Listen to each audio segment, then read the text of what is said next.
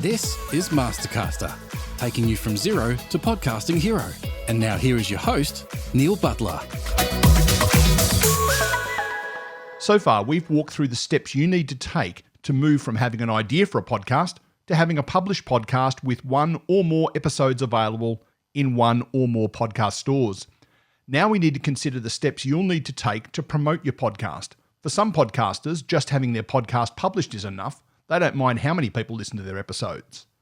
That said, the vast majority of podcasters are keen to have as many people listening to each episode as they can. So promoting the podcast becomes an important consideration.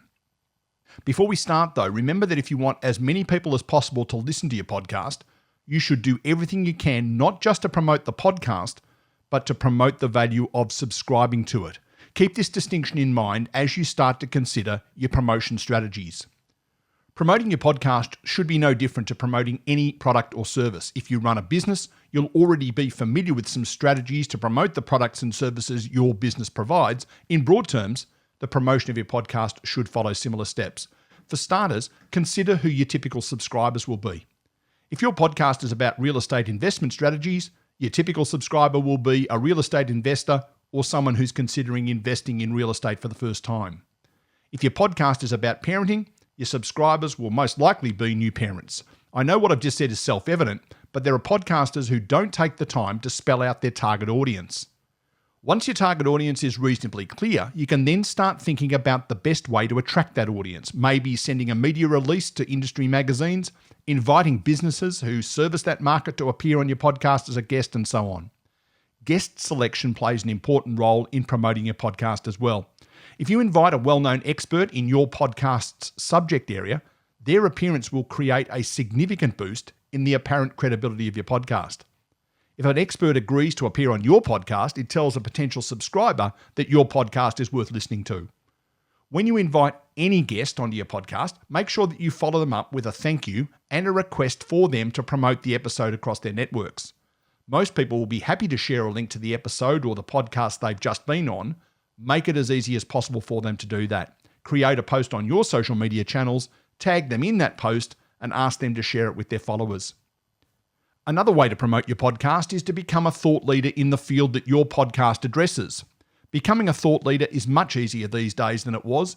Regular and targeted contributions to online platforms like LinkedIn, presenting media releases to recognised magazines and journals in your field of interest or expertise, commenting on other people's posts on social media, all of these things will start to build some momentum towards raising your profile. One obvious way for podcasters to grow their profile is to appear as a guest on other people's podcasts. Unless you are specifically competing for subscribers, most podcasters will welcome the opportunity to feature you as a guest on theirs. It is good manners, of course, then, to invite them to appear on yours too. This form of reciprocal guesting typically works for both, with listeners discovering a related podcast for their area of interest. There are a number of ways for you to create that link with other podcasts.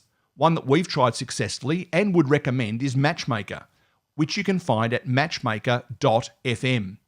Members of Matchmaker can create a profile for themselves as a potential podcast guest and for their podcast as well.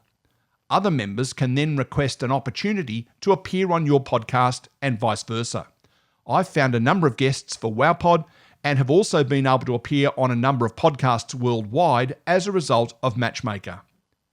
As I suggested at the start of this episode, the question of how to promote your podcast is no different to how you promote any other product or service.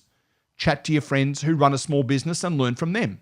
Chat to other podcasters. Subscribe to podcasts about how to market a product. There are plenty of places to learn about marketing a product or service, in your case, your podcast.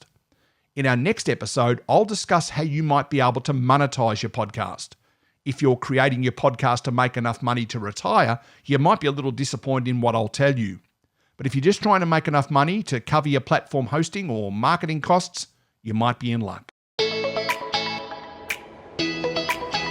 This has been another episode of Mastercaster. For more information about Mastercaster or the other services provided by Untypical Media, please visit www.mastercaster.co or follow Mastercaster on Facebook and LinkedIn.